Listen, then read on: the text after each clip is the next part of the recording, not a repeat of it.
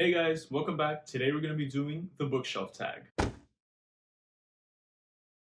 So I'm sure you guys have noticed in some of my videos, or if you're a first time viewer, you've probably never seen, but for some of my viewers, you've seen that I have my tiny little bookshelf back there. And I thought this would be a great way for you guys to get to know me a little better, get to know what I read a little bit better, and I don't know, if you're interested in what I have back there, this is a way for you to get to know what's back there. All right, so let's just get straight into it. The first question is, how many bookshelves do you have? And you guys are seeing it right there. I just have one. It's a tiny little bookshelf. I know since I have only started reading recently, about a year and a half ago, I don't have that many books right now. So that's all I really require for now. But I am outgrowing that, and I think that within the next year, I'm gonna have to either add to that or get another bookshelf on its own. But yeah, for now, I just have the one bookshelf. How do you organize your books? All right, so I'm just gonna have to bring you guys over here for a second because there's no way for me to show you from here. So what I have is more of a general organization.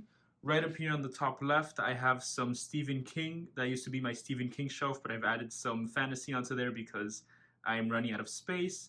If you go on here to the top right, these are my classics, things like 1984, Beloved. Right down here is my fantasy shelf, which mainly consists of Game of Thrones, as you can see, because those books are huge. And then right over here is my nonfiction section. It doesn't have that many books right now, but I'm working on it. And then down here is some of my literary fiction works.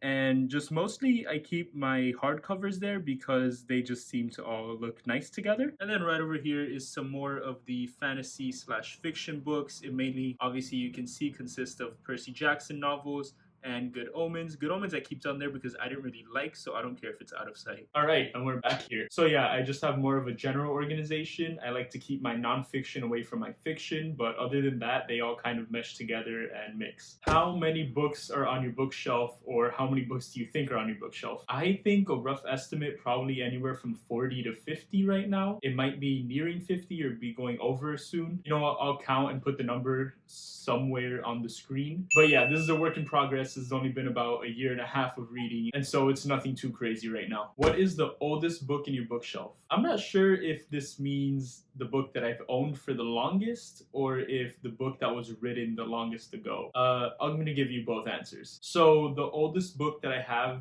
as in it was written the longest time ago, is The Oedipus Cycle by Sophocles. This book is absolutely ancient. So I looked it up and it was written in 429 BC, so it absolutely predates anything that I own, and so it's the oldest by a mile. And then the book that I've owned for the longest is The Mark of Athena by Rick Riordan, and this is, I think, the second or third book. This is the third book in the second Percy Jackson series. I got this probably sometime in middle school, and the reason that I have just that one and not the rest of the series is because some of them I read online, like on my phone or on a tablet when I was younger, and when I reread the Percy Jackson series, I also wanted to reread the second series, and I already had this book, so I figured, what the hell, I'm just gonna bring it with me and no need to buy it again. Alright, next is, what is the newest book that you own? And same applies from the last question. I don't know if it's the newest one that came out or if it's the newest one that I've bought. All right, so actually I think that both are the same for me. This is the book that most recently came out. I think it probably came out like a year or two ago maybe, and this is the one that I bought most recently, probably like 2 or 3 weeks ago. This is Jade War by Fonda Lee, the second book in the Greenbone saga. Highly recommended series. I actually have a review out for Jade City if you want to go watch that, and I'm going to be having a review come out for this very soon as well. All right, now what is the longest book on my bookshelf? And that would be A Dance with Dragons by George R. R. Martin. This is the fifth book in the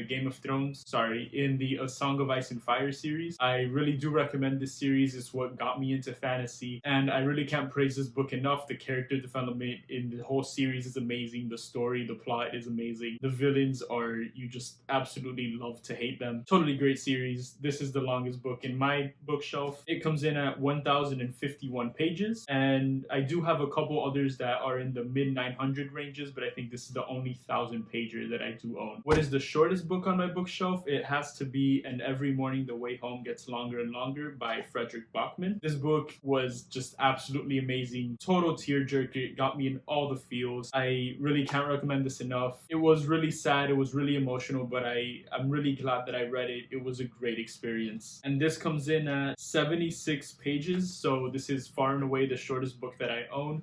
I do have some other novellas in there that are around 100 to 150 pages, but this one really is the shortest book that I own. What is the predominant genre on my bookshelf? And I have to say it's probably fantasy. I think that my bookshelf is actually a lot more mixed than I originally thought. I do have a lot of nonfiction in there, some literary fiction, some classics, and a lot of the books that I own are Stephen King novels that I don't know if you can classify them as fantasy. Some of them are like horror fiction. They definitely do have some fantastical elements in them. Some of them are more sci-fi as well, but I do think that the overarching theme of my bookshelf is fantasy. Have you done a bookshelf tour? No, I have not. My channel is really young still, and so I just haven't gotten the opportunity to do it. And also I have a really small bookshelf, and so that wouldn't make for that compelling or that long of a video. It'd probably be like 2 or 3 minutes. But hopefully within this year, or even maybe next year, when my bookshelf does get a lot bigger, I will definitely bring you guys a bookshelf tour. Go on a random number generator and talk about the book that corresponds with that number. All right, let's do this. And the number that I got was 16. And now if you count off the 16th book in the bookshelf, it is Murder on the Orient Express by Agatha Christie. So this book I actually read pretty recently. I think I read it either in January or December. If you don't know, Murder on the Orient Express is a classic book by Agatha Christie. It's about a murder on a train, and the train gets stopped in the middle of a snowstorm,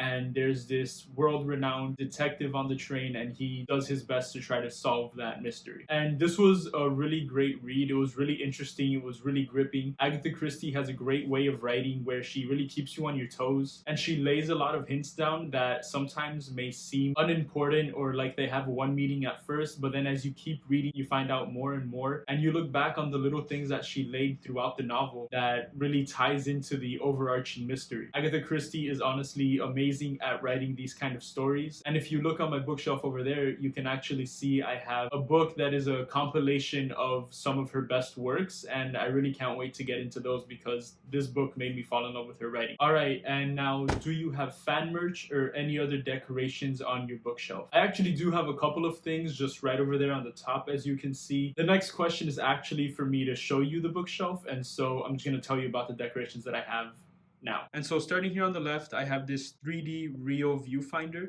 and that's a present that my girlfriend got me actually, I think for last Christmas, and it cycles through a bunch of our favorite pictures together, and it was really sweet and really nice. And if you look just under that, you'll see 2 more of her gifts that she gave me. One was on our 1-year anniversary. She made this little booklet with our favorite memories from each month that year. And the other one is on each one of those hearts, there is a song title. This one is La Vie en Rose. And this is a little playlist that she made for me of songs that reminded her of me. And she's just really sweet. It was really adorable, and I love the playlist. Now, right on top of that, I have this little Star Wars ship. I honestly completely forgot what this is called. Again, my girlfriend got this for me because she knows I love Star Wars and she thought it was cute, and so it's just a little decoration I have. Then right over here to the right, I have 2 of my favorite sports players, Tom Brady and Stephen Curry. These were gifts that my friends gave me for my birthday, and I liked them so much I put them up. I had to put something under them so that they can actually stand, because that platform isn't actually stable. It's kind of flimsy, and so I put 2 decks of cards under them so that they'll be stable. And then right over here, I have a Rubik's Cube. I got a little bit obsessed about a year ago with the Rubik's Cube, and I was trying to learn how to solve it as fast as I can, and I got really into it, but I haven't really picked it up that much over the past year, and so it's just up there for decoration. And then this is my whole bookshelf. It's just tucked away in a tiny little corner because I don't really have much space for it in my dorm room, but it does the job. It has a good amount of space, and I really like how it looks. All right, and that's my bookshelf tag. I really hope you guys enjoyed looking at my bookshelf and hearing about some of the books that I have on there. Let me know your favorite part about my bookshelf, if any books stood out to you, or if you like any of the decorations. Leave your comments down below. I post videos every Friday. Don't forget to hit the like and subscribe, and I'll see you guys next time. Thanks for watching, guys.